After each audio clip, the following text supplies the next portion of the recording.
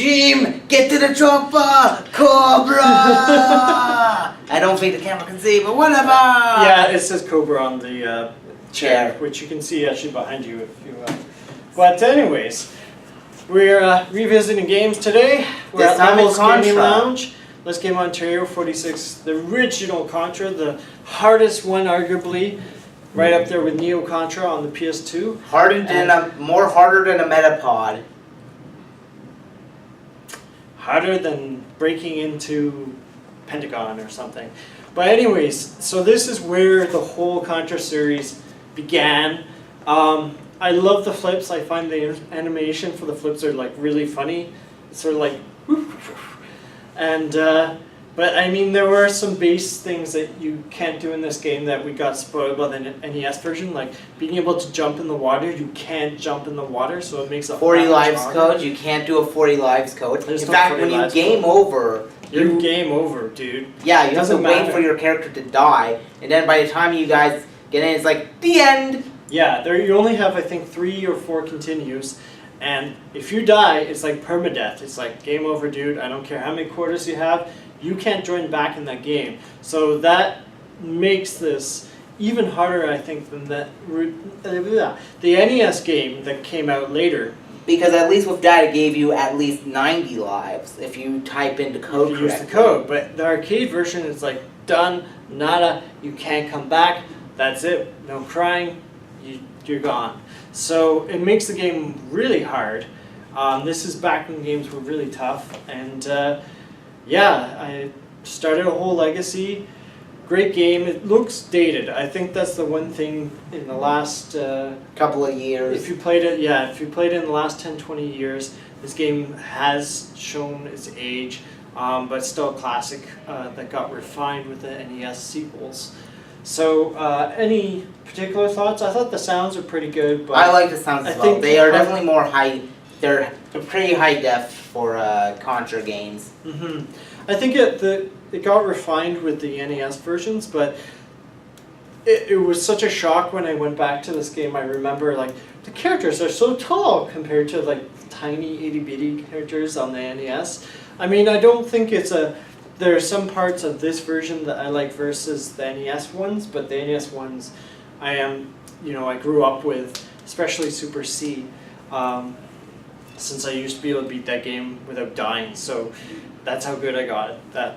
Unfortunately, because Contra is made by Konami, we're probably not going to get a sequel. Hey, a high definition version of any Contra game would be welcomed at this point. Who knows? Maybe considering what gaming company we're talking about, we're going to be even lucky if we get a Contra pachinko machine. Hey, you can always just throw money at it and hopefully it will happen. But unless your name is Konami. Yes.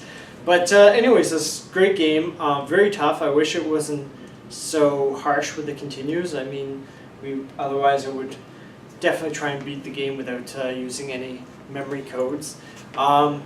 But it definitely was a game that sort of started the whole soldier, and you can see the resemblance between Stallone. If you look this up, it looks like they purposely went and like did second Stallone player and Arnold Schwarzenegger. So this was Expendables before it became Expendables. Yes, it was a 2-team Expendables, and maybe we'll get a Contra movie one day. I mean, that would be amazing. Yeah, hopefully or before like Contra versus Aliens movie. That's hopefully before Arnold and Schwarzenegger turn in their acting badges. Well, I don't know. We might not be able to get Arnie, but maybe a CGI Arnie with a fake Arnie imitator. Oh, technology, it's changing. It's improving all the time.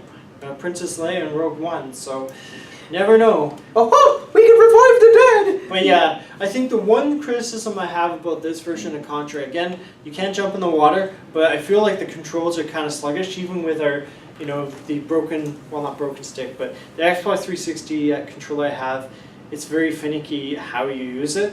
So I find the sluggish controls are the one thing I'd have to say with this game. Because it's already hard, the controllers make it a little bit harder. So you're actually fighting with the controls a bit. And that's also something part of this time period in the 80s. Sometimes the controls were very tight to the point where there takes time to adjust to them. And you can still feel that when you're playing this game, even with a modern controller, it's not it's a little bit like heavy when you're controlling the characters. So it's not. It just feels like the player isn't as able to move as easily with it. So that's all I have. I mean, it's a classic game. Try it, but I prefer the think that- NES version. yeah, this one's a lot harder though. So More unforgiving. So just go with the NES version and save yourself the trouble. But I think the sounds are well done. I prefer the music, the score from the NES games that got ported.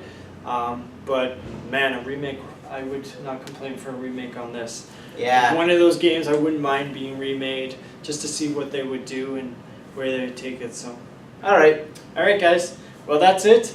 Keep on gaming. Try it out, and until the next time. Adios, amigos. Adios.